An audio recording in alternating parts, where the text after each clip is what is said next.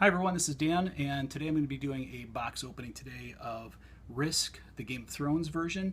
I picked this up about a week ago or so at Gamers Haven, and if you're not familiar with Gamers Haven, it's a great place to stop by, check it out. It's screamingdragon.com. It's in Parma Heights, Ohio. Great gang there, Wally and everybody else. It's a pretty great shop. It has pretty much everything you would need there for gaming. In any event, I picked this up last week. I actually picked up two copies. My intent was to take a look at one of the copies and possibly wall mount it, and the second one I was going to do for playing. So I did open up the first copy already last week and realized that there's a problem with the boards. USAopoly publishes the game, and I gave them a call back, and they almost immediately shipped me a couple of additional boards. But since I had a second game, I gave that first game away. I don't think this is a game that you would want to wall mount. At first glance, I thought it would be, but I did give the other game away, and this is going to be mine to give to play with a little bit. And what I'm going to do is tilt the camera down here and show you the game, so you don't have to look at me anymore. So Risk the Game of Thrones version, I did took the cellophane off already, and this is a game that has about 650 pieces, I believe. It comes with a number of different play styles, so you can have the 2-player game, you can have a 3 to 5 player game, and you can have up to a 7-player game. The neat thing about this is that the boards change depending on the number of players. So for a 2-player game, you play on one board. Then they have a completely separate board for 3 to 5 players, and then you play with both boards if you have up to 7 players. So that's a pretty cool concept too. In any event, I did the sealing breaking already, and I'll pop this open. Like most of the Risk games that are out there, Game of Thrones has a pretty thin playbook, rulebook I should say. Looks like about 20 pages or so. Actually, not even. It's 15 pages. And again, if you played any of the Risk games, you know that they're fairly simple games to play, and you can increase the complexity of the game as you move forward. This has besides the player differences on the boards, there's different aspects of the game that you can include or not include in the gameplay, so it makes every game different, obviously. So let me get past the rulebook a little bit and go to the player boards. So the player boards are for each of the families that are in the game, and you play with certain families for a certain number of players as well. So just a little bit about the player boards. You have the territories up here, castles, number of ports, victory points. You have your cards here, and of course your treasury over here, which is very important for, as any Game of Thrones fan knows. The other nice thing here is they have the turn summary right on the side here, so you don't have the people asking what's next, what's next, what's next. So, quick scan of the player boards. You have the Starks, you have the Giscari, you have the Baratheons, you have the Martells, you have the Lannisters, Tyrells, and of course Targaryens. As I go through this, I haven't really looked through this too much. I did look at the other set, like I said, but I didn't go through it too much, and I apologize for those of you who are die-hard Game of Thrones fans that have better pronunciation than I do, but there you have it. So this next set here is some pretty heavily cut chits for different aspects of the gameplay, and I'm not going to go through these right now. I'll go through these in the rules, but basically there's bonuses here for defense, for offense. There's also chits on here in parts of the game. You can shift your dice away from being 6-sided dice to 8-sided dice, which is a neat aspect of the game. It's a very heavy hardcore or hard stock cardboard, so these things aren't going to wear out anytime soon. The next sheet are the different coins. So $100 and $500 gold in value, and this is obviously one of the components of the game that is going to be a big deal. Now for the boards. So like I said, there's two different boards. Here's Westeros. You have the Westeros board, and I'll open this up. It's a quad fold board, This is a nice heavy stock board as well. And let me see if I can get some of the stuff out of the way, and so you can see the board just a little bit better. I need a extra long table for these, it seems. So you have all the different territories of Westeros on here. I believe there's 7 different territories here, and just like the typical Risk, you have the point values for each of the territories. Also, and I'll try to zoom in here on just one section here. You have areas for castles, and you have areas for ports, and the typical Risk connections where you can attack and defend from. And the largest territory is the north, which seems to have a pretty good strategic advantage at the neck and the Riverlands there. So it's a great looking board. This is what I was expecting to mount on the wall. Now I'm looking at this board, and I said this is the second set I had. My first set had white scuff marks all along down the track here, about 1.5 inches, 2 inches in. I noticed that this board has a little bit of that in the upper section here, if you can see that right up here. But my other board had scuff marks along the entire length of the board, which didn't make me too happy. And again, USAopoly responded quickly and sent me a new board set. The other board is ASOS, if I'm pronouncing it correctly. I believe this is for the 2-player game or the 6 or 7-player game.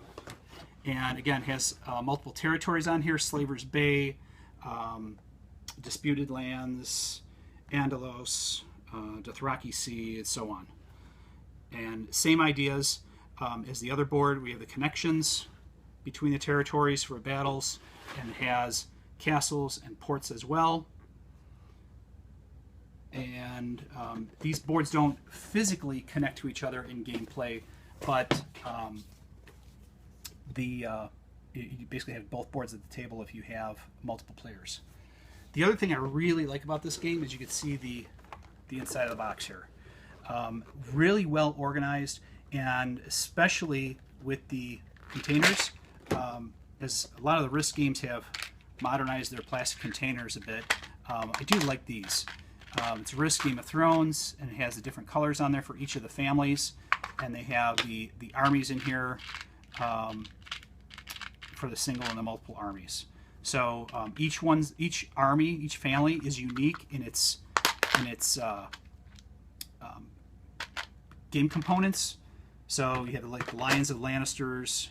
You probably have the dragons for the Targaryens. So besides the color, they're really unique. This is also, I don't know exactly what they call it in their gameplay, but this is kind of like your home castle that you put on your territory, and each family has those as well.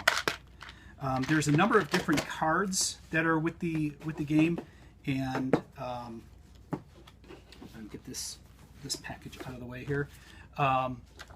What we have as far as cards, there's a total of 187 cards, and there are different ones for the different families. I'm sorry, the Meister cards, there's character cards, there's objective cards, and just like in the typical Risk, you collect different territories, and different aspects of the cards will give you different bonuses, especially for turning in armies or something like that. So it's the typical Risk type cards in that order. The other thing that's nice about it is it comes with both 6 and 8-sided dice. Like I said, you can kind of upgrade your dice with that, and it has a really nice, and this isn't a really thin tray either. This is kind of a heavy duty tray for the card storage, which is great. One thing I don't really like about the dice, it's really kind of hard to tell. Not that it really matters all that much, but there's red and black dice here, and it's very subtle tone differences. So if you're playing in a slightly darkened room, you're not going to see the difference between the red and the black here. But here's the red. Separates a little bit easier, red and the black. But up close, I think they could have distinguished those a little bit better. Same thing with the 8-sided dice. But again, it doesn't really matter. So you know who's throwing the dice around. So what I'm going to do is I'm going to pull out the rule book, and I'm going to just go through quickly some of the aspects of the game. Move this out of the way again. So typical Risk rule book, where they have pretty much the basic game components. Talks about the dice, the cards, the character cards, the Meister cards, the objective cards. There's an end game card in here as well. So this isn't the traditional Risk game where you basically play until you defeat the world. There's an end game here. And once that game is played, the game is immediately ended. If you don't have an extra turn or anything like that. It talks about the coins. There's the special unit tokens, as I mentioned. These are the types that give you the bonuses or the upgrade in the dice and so on. And it shows you how to manage the player boards. So the first type of game that they have is the skirmish mode, which is a two-player mode. And within that, you play the ASOS board, the ASOS deck, and you play Giscari, Targaryen. And you also have neutral armies in here. The 3 to 5 player games, you add the Starks, Baratheons, Lannisters, Tyrells, and Martells. Okay, so I'm sure you can play with other armies. It doesn't really make that much of a difference. And then it has the typical order of the game, which is pretty straightforward. It has the reinforcements, the invade, the maneuvers, the drawing of cards, and so on, just like most of the Risk games are. Talks about the skirmish reinforcements, the sequence of the battles. It's a very high level, and it's succinct though. Those of you who've never played Risk before will find this a pretty easy game to play. They'll have the different ports, symbols, and the explanations of the different types of battles and what does it mean to be attacking by sea or by land. It also has the end game, or the end of turn maneuvers, and also the drawing of the territory card. So winning of this game, where the end game card is drawn from the territory card deck, it ceases play immediately, and then the players tally up their points and basically who's victorious. So as we get into the second game mode, which is the Dominion mode, this is more the multiplayers on here, and you can also play this Dominion mode with 2 players as well. So it's a little bit more, adds a little bit more complexity, adds a little bit more fun to the game, and a little bit more uniqueness to the game. Same basic rules, but they also start introducing, beyond the reinforcements, the buying and using of different cards, like the Meister cards, objective cards, and character cards.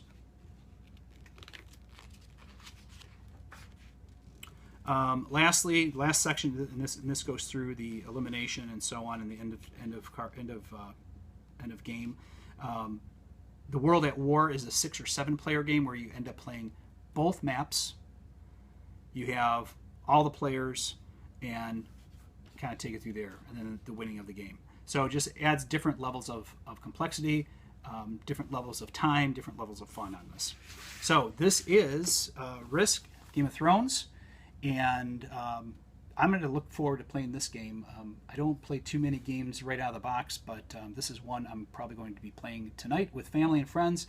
So my suggestion is that you pick this game up. I've been waiting for this one for a long time, and I've seen the reviews on it, and they're pretty great. So talk to you soon, and maybe we'll have another game in the next 2 to 3 weeks that I could probably pull off my shelf that I haven't pulled out of the box, pull out of the cellophane yet, or pick another one up out of the collection that I'll never play. So talk to you soon, and thanks for watching.